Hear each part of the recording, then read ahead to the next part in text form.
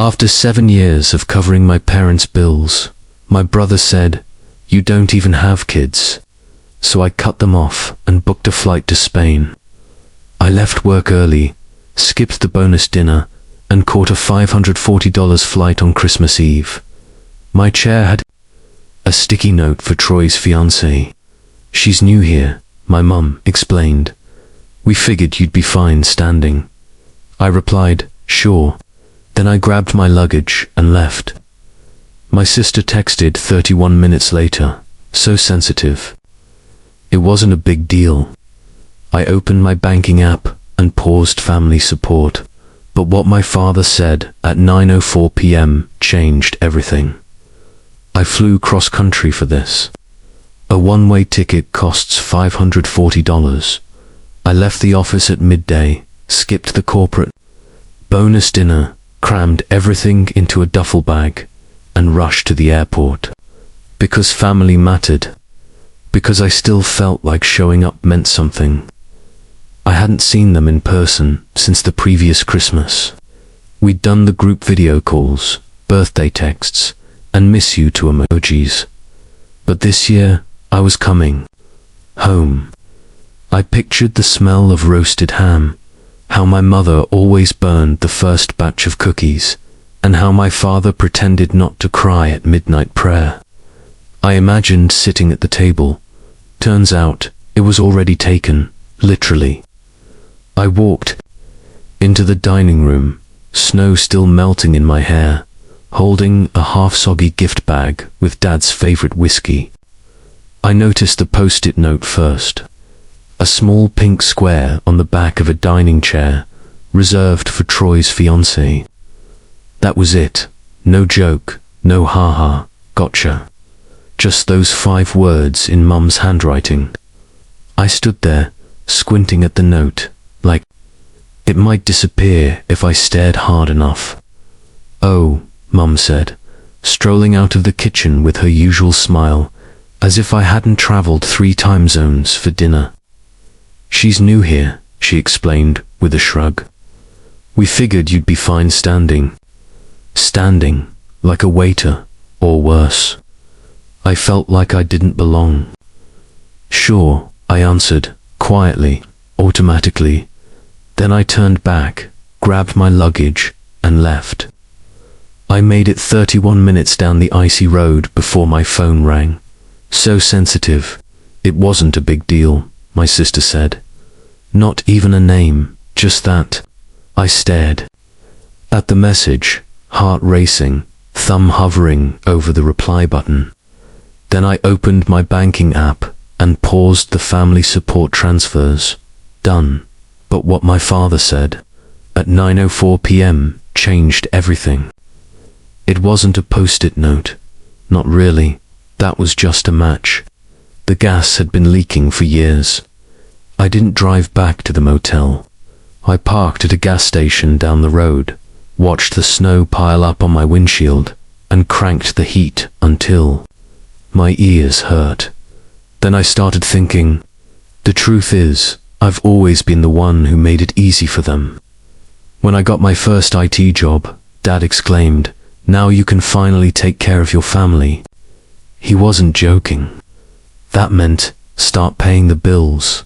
So I did. I began covering their internet, car insurance, and even their winter heating. Quietly, automatically, because that's what good sons do, right? Troy was a dreamer, dropped out of college, spent 2 years couch surfing and finding himself. When he came back, broke and bruised from a failed ski business, I let him live with me for 9 months rent-free. I even paid for the therapy sessions he claimed would restore his focus. When Mum had dental surgery last year, guess who paid?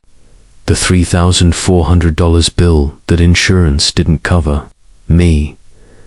When Dad's old Ford broke down and he needed a dependable ride to church, who co-signed the lease for a new one?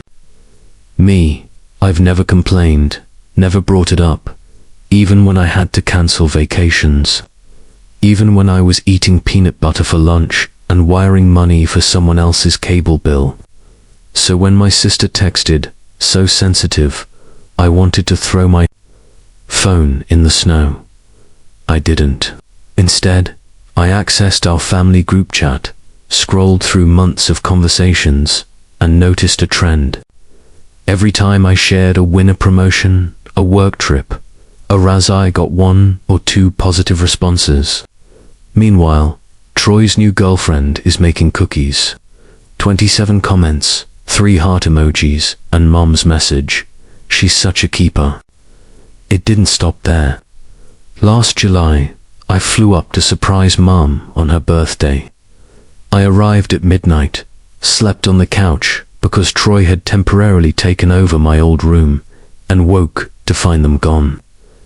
They'd taken Troy's fiancée to a wine tasting with his then girlfriend. I found a note on the fridge that said, "Be back by 5. Make yourself comfy." They didn't even save me a sliver of cake. But I still paid the next month's gas bill because it's what I was raised to do. Provide.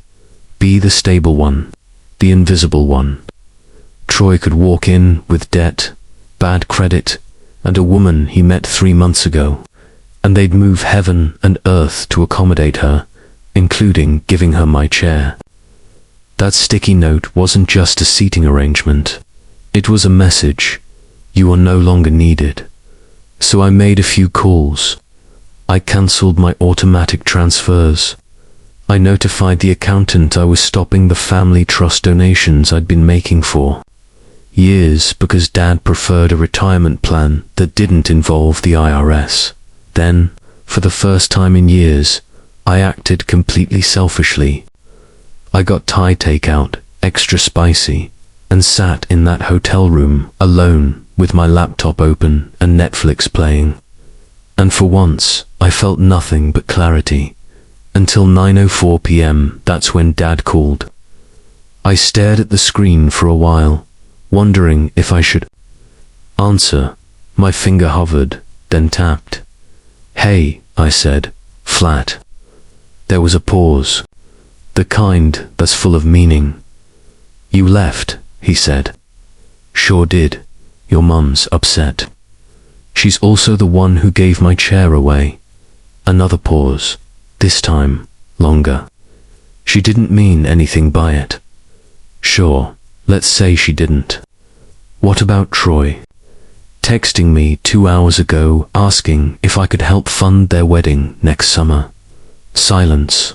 "Right," I answered. "You didn't know that part." Dad exhaled, deep, heavy, and familiar. "You know how things are. Troy isn't as fortunate as you." "Fortunate?" I asked, laughing. "No, Dad.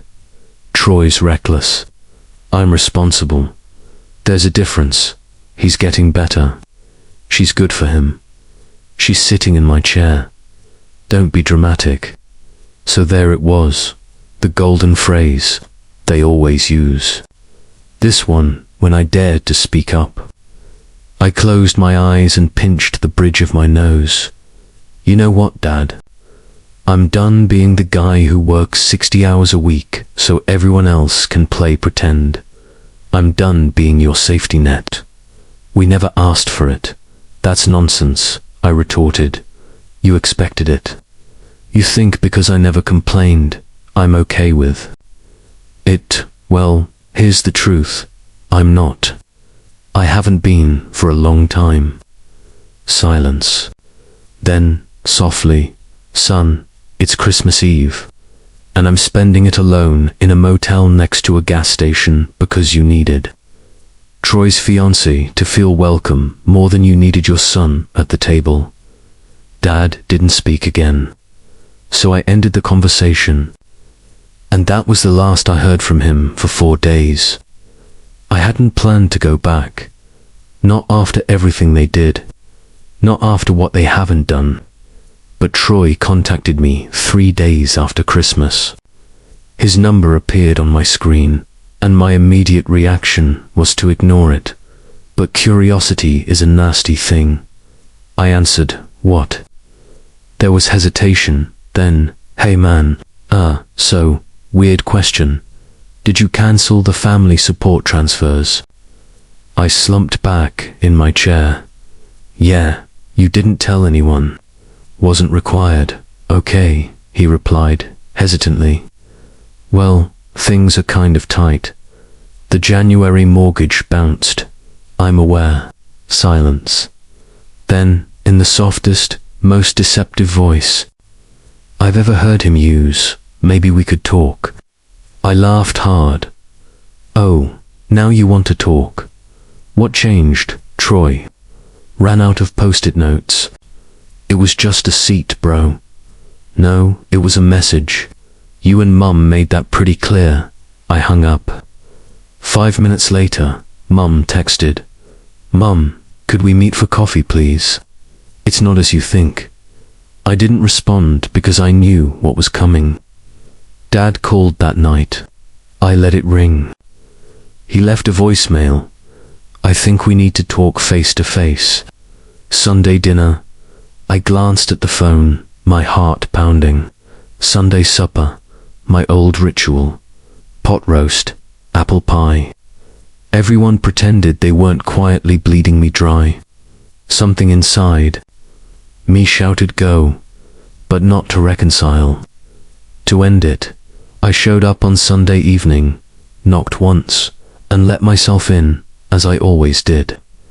The house was clean, suspiciously clean, as if they were staging a peace treaty.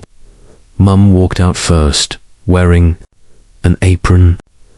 You came, she remarked, smiling as if we hadn't forgotten each other over Christmas. Dad was in the armchair, holding his reading glasses, as if he wanted to appear busy.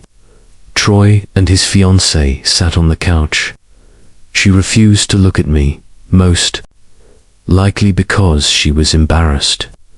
Good, dinner's almost ready, Mum remarked. No need, I replied. I'm not here to eat. Everyone froze. I'm here for one reason. To say some things I should have said years ago, sweetheart, Mum said. No, I interrupted. You don't get to sweetheart me, not after what you pulled. It was just a post-it note. You think this is about that? Chair, I laughed. That was the cherry. This is 20 years of you all treating me as just the dependable one. Never seen as a person, only as a solution. Troy scoffed. Dude, you're being dramatic again. Don't. Just don't. I turned to face Dad. You let it happen. You watched me work overtime, pay your bills, cancel my vacations while you threw parties. For this fool, when he remembered to tie his shoes, you let him sit in my seat and ask me for money in the same breath. And the worst part, you all thought I'd just keep doing it. Dad stood slowly. We never asked you to. Exactly. You expected it because I never said no. Troy leaned forward. You were always the one with money. You don't even have kids. It wasn't a big deal. I turned to face him, fury in my chest. You know what is a big deal? Working 60 hours a week so Mum can